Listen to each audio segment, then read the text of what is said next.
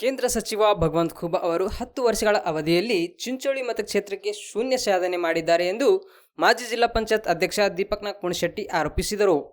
ಚಿಂಚೋಳಿ ತಾಲೂಕಿನ ಐನೋಳಿ ಗ್ರಾಮದಲ್ಲಿ ಕಾಂಗ್ರೆಸ್ ಅಭ್ಯರ್ಥಿ ಸಾಗರ್ ಖಂಡ್ರೆ ಚುನಾವಣೆ ಪ್ರಚಾರ ವೇಳೆ ಮಾತನಾಡಿದ ಅವರು, ಕೇಂದ್ರ ಸಚಿವರು 10 ವರ್ಷಗಳಲ್ಲಿ ಕೇವಲ ಸಾರ್ವಜನಿಕರ ಕುರ್ಚಿ ಬಿಟ್ಟರೆ ಬೇರೆ ಯಾವುದೇ ಅಭಿವೃದ್ಧಿ ಮಾಡಿಲ್ಲ. ಖೂಬಾ ಅವರು 10 ವರ್ಷಗಳಲ್ಲಿ 10 ಸಾರಿ ಬಂದಿಲ್ಲ, ಮತದಾರ ಕಷ್ಟ ಸುಖ ಕೇಳಲು ಬಂದಿಲ್ಲ. ಇದರಿಂದ ಮೇ 7ರಂದು ನಡೆಯುವ ಚುನಾವಣೆಯಲ್ಲಿ ಯುವ ಕಾಂಗ್ರೆಸ್ ಅಭ್ಯರ್ಥಿ ಸಾಗರ್ ಖಂಡ್ರೆಗೆ ಮತ ನೀಡಬೇಕು ಎಂದು ಹೇಳಿದರು.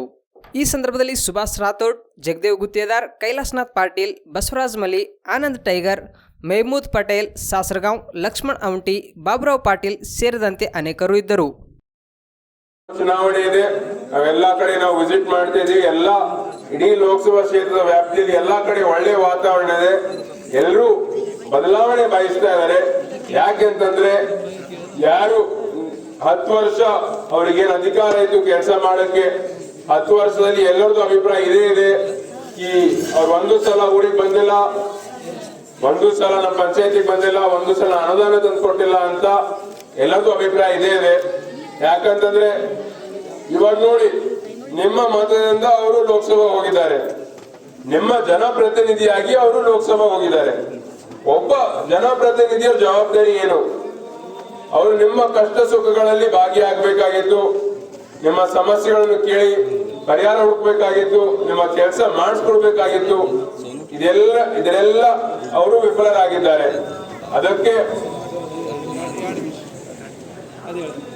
ಈಗ ಅಂದ್ರು, ನಾವು ಪಂಚಾಯತಿಗೆ ನಾವು ಅನುದಾನ ಕೇಳಕ್ ಹೋಗಿದಾಗೆ ಉಲ್ಟಾ ಅವರಿಗೆ ಬೈದು ಕಳಿಸ್ಕೊಟ್ಟಿದ್ದಾರೆ ಅಂತ ಅಂದ್ರು. ಇದು ನಿಮ್ಮ ಊರಿದಷ್ಟೇ ಮಾತಿಲ್ಲ, ಪ್ರತಿಯೊಂದು ಊರಿನಲ್ಲಿ ಪ್ರತಿಯೊಂದು ಗ್ರಾಮದಲ್ಲಿ ಇದೇ ಪರಿಸ್ಥಿತಿ ಇದೆ. ಅವರ ತಾಲೂಕಿನಲ್ಲಿ ಅವ್ರದೇ ತಾಲೂಕ ಒಬ್ಬ ರೈತರು ಅವರಿಗೆ ಗೊಬ್ಬರಕ್ಕೋಸ್ಕರ ಫೋನ್ ಹಚ್ಚಿದಾಗ ಅವರಿಗೆ ಉಲ್ಟಾ ಮಾತಾಡಿ ಅವ್ರಿಗೆ ಸಸ್ಪೆಂಡ್ ಮಾಡಿದ್ರು. ಇದು ವಾಟ್ಸ್ಆಪ್ ಅಲ್ಲೆಲ್ಲ ಸಾಕಷ್ಟು ವೈರಲ್ ಆಗಿದೆ. ಅದು ಬಿಟ್ಟು ಬಾಲ್ಕಿಯಲ್ಲಿ ಡೊಂಗಾಪುರದಲ್ಲಿ ಯಾರಾದ್ರೂ ಒಬ್ರು ರೈತರು ಕರೆಂಟ್ ಕೇಳಿದಾಗ ನಮ್ಮ ಕಾರಿನ ಡಿಕ್ಕಿಯಲ್ಲಿ ಕರೆಂಟ್ ಇದೆ ನೋಡ್ರಿ ತಗೊಂಡು ಹೋಗಂತಂದ್ರು. ಈ ರೀತಿ ಪ್ರತಿಯೊಬ್ಬರಿಗೆ ಇದೇ ರೀತಿ ಉತ್ತರ ಕೊಡ್ತಾ ಇದ್ದಾರೆ. ಯಾರಿಗೂ ಕರೆಕ್ಟ್ ಆಗಿ ರೆಸ್ಪಾನ್ಸ್ ಕೊಡ್ತಾ ಇಲ್ಲ. ಅವ್ರ ಮನಸ್ಸಿನಲ್ಲಿ ಏನಿದೆ, ನಾನು 2 ಚುನಾವಣೆ ಬೇರೆಯವ್ರ ಹೆಸರು ಮೇಲೆ ನಾನು ಗೆದ್ದು ಬಂದಿದ್ದೀನಿ, ನನಗೆ ಕೆಲಸ ಮಾಡುವ ಅವಶ್ಯಕತೆ ಇಲ್ಲ, ಜನರಿಗೆ ಭೇಟಿ ಮಾಡೋದ ಅವಶ್ಯಕತೆ ಇಲ್ಲ, ಮತ್ತೆ ನಾನು ಬೇರೆಯವ್ರ ಹೆಸರು ಮೇಲೆ ಗೆದ್ದು ಬರ್ತೀನಿ ಅಂತ ಅವ್ರ ಮನಸ್ಸಿನಲ್ಲಿದೆ. ಅದಕ್ಕೆ ನನ್ನ ವಿನಂತಿ ಇದೇ ಇದೆ, ತಮ್ಮೆಲ್ಲರ ಆಶೀರ್ವಾದದಿಂದ ನಾನು ಡೆಲ್ಲಿಗೆ ಹೋದ್ಮೇಲೆ 100ಕ್ಕೆ 100 ನಿಮ್ದು ಯಾವುದೇ ಕೆಲಸ ಇರ್ಬೋದು, ಯಾವುದೇ ಸಮಸ್ಯೆ ಇರ್ಬೋದು, ನಿಮ್ಗೆ 24 ತಾಸು ಟೈಮ್ ಕೊಡ್ತೀನಿ, 24/7 ನಿಮ್ಗೆ ಕೆಲಸ ಮಾಡ್ತೀನಿ, ನಿಮ್ ಜೊತೆ ಇರ್ತೀನಿ ಅಂತ ನಾನು ನಿಮಗೆ ಭರವಸೆ ಕೊಡ್ತೀನಿ. ಇವಾಗ ಜಿಲ್ಲೆಯಲ್ಲಿ ಸಾಕಷ್ಟು ಸಮಸ್ಯೆಗಳಿದಾವೆ. ಈಗಾಗಲೇ ಸರ್ ಅವರು ಹೇಳಿದ್ರು, ರೈತರು ಏನೇನು ಇನ್ಶೂರೆನ್ಸ್ ಪ್ರೀಮಿಯಂ ಕಟ್ತಾ ಇದ್ದಾರೆ, ಅವರಿಗೆ ಇನ್ಶೂರೆನ್ಸ್ ಸಿಗ್ತಾ ಇಲ್ಲ. ಅದಕ್ಕೆ ನಾನು ಈಗಾಗಲೇ ಹೇಳಿದ್ದೀನಿ, ಈ ನಿಮ್ಮ ಧ್ವನಿಯಾಗಿ ಸಂಸತ್ನಲ್ಲಿ ಎತ್ತಿ ರೈತರಿಗೆ ಬರಬೇಕಾದ ಇನ್ಶೂರೆನ್ಸ್ ನಾವು ಕೊಡಿಸ್ತೀವಿ ಅಂತ ನಾನು ಈಗಾಗಲೇ ಹೇಳಿದ್ದೀನಿ. ಈಗ ಅದ್ರ ಜೊತೆ ನಮ್ಮ ಪಕ್ಷದ ವತಿಯಿಂದ ಕೇಂದ್ರದಲ್ಲಿ ನಮ್ಮ ಸರ್ಕಾರ ಬಂದ ಮೇಲೆ ನಮ್ಮ ಗ್ಯಾರಂಟಿ ಏನಿದೆ ಅಂತಂದ್ರೆ MSP, ಮಿನಿಮಮ್ ಸಪೋರ್ಟ್ ಪ್ರೈಸ್, ಕನಿಷ್ಠ ಬೆಂಬಲ ಬೆಲೆ.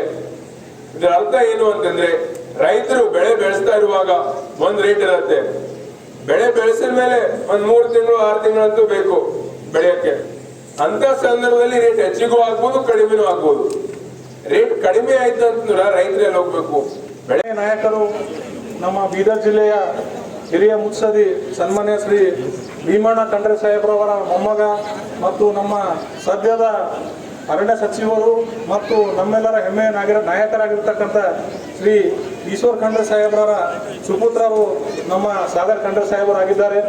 ಅವ್ರ ಬಗ್ಗೆ ಮತ್ತು ಅವ್ರ ಕುಟುಂಬದ ಬಗ್ಗೆ ಇವತ್ತು ನಮ್ಮ ಬೀದರ್ ಜಿಲ್ಲೆ ಮತ್ತು ನಮ್ಮ ಬೀದರ್ ಲೋಕಸಭಾ ಅಷ್ಟೇ ಅಲ್ಲ, ಇವತ್ತು ರಾಜ್ಯಾದ್ಯಂತ ಅವ್ರ ಕುಟುಂಬದ ಬಗ್ಗೆ, ಅವ್ರು ಮಾಡಿರ್ತಕ್ಕಂಥ ಸೇವೆ ಬಗ್ಗೆ, ಅನೇಕ ಕೊಟ್ಟಿರ್ತಕ್ಕಂಥ ಕೊಡುಗೆಗಳ ಬಗ್ಗೆ ಜನಸಾಮಾನ್ಯರಿಗೆ ಗೊತ್ತಿದೆ.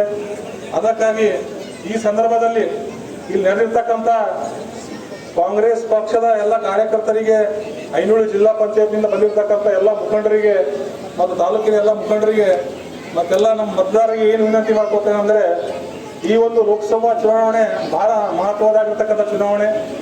ಇವತ್ತು ತಾವು ನೋಡ್ತಾ ಇದ್ದೀರಿ, ಬೀದರ್ ಲೋಕಸಭಾ ಅಭ್ಯರ್ಥಿ ಕಳೆದ 2 ಬಾರಿ ಶ್ರೀ ಭಗವಂತ್ ಖೂಬಾ ಅವರು ಗೆದ್ದಿ ತಾಲೂಕಿನಿಂದ ಕೂಡ ಒಂದು ಬಹುಮತ ಪಡೆದಿದ್ರು.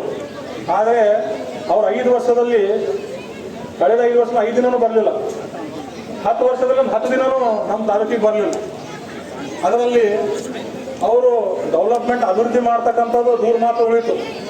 ಇವತ್ತು ಅವರು ಅಭಿವೃದ್ಧಿಯಲ್ಲೇ ಇವತ್ತು ಅವ್ರು ಹಾಕಿ ಮತದಾನ ಏನು ಮಾಡಿದ್ದಾರೆ ಮತದಾನ ಪ್ರಭುಗಳು, ಅವರೊಂದು ಕಷ್ಟ ಸುಖ ಕೇಳೋಕೆ ಕೂಡ ಇವತ್ತು ಅವ್ರು ಬರಲಿಲ್ಲ. ಇವತ್ತು ಜನ ಕೇವಲ ನರೇಂದ್ರ ಮೋದಿ ಅವರ ಮುಖ ನೋಡಿ ಕೆಳ ಲೋಕಸಭೆ ಅಭ್ಯರ್ಥಿ ಅಂತ ಕನಿಷ್ಠ ಮಟ್ಟದ ಮತ್ತು ಯಾವುದೇ ಕ್ವಾಲಿಟಿ ಇರ್ತಕ್ಕಂಥ ಅಭ್ಯರ್ಥಿಗಳು ಕೂಡ ತಾವೆಲ್ಲ ಒಂದು ಮೋದಿಯವ್ರ ಮುಖ ನೋಡಿ ವೋಟ್ ಮಾಡಿದ್ರಿ. ಆದರೆ ಇವತ್ತಿನ ಪರಿಸ್ಥಿತಿಯಲ್ಲಿ ಮೋದಿಯವರು ಕೂಡ ನಮ್ಮ ಜಿಲ್ಲೆಗೆ ಆಗಲಿ, ನಮ್ಮ ಕಲ್ಯಾಣ ಕರ್ನಾಟಕಕ್ಕೆ ಆಗಲಿ, ನಮ್ಮ ಕರ್ನಾಟಕಕ್ಕೆ ಯಾವುದೇ ಕೊಡುಗೆ ಕೊಡಲಿಲ್ಲ. ಅದ್ರ ಜೊತೆಗೆ ನಮ್ಮ ಭಗವಂತ ಖೂಬವರಾಗಲಿ, ಇವ್ರ ಜೊತೆ ಗೆದ್ದಿರ್ತಕ್ಕಂಥ 25 ಸಂಸದರು ಕೂಡ ಯಾವುದೇ ಒಂದು ರಾಜ್ಯಕ್ಕೆ ಅನುದಾನ ಕೊಡ್ತಕ್ಕಂಥದ್ದು ಮಾಡಲಿಲ್ಲ.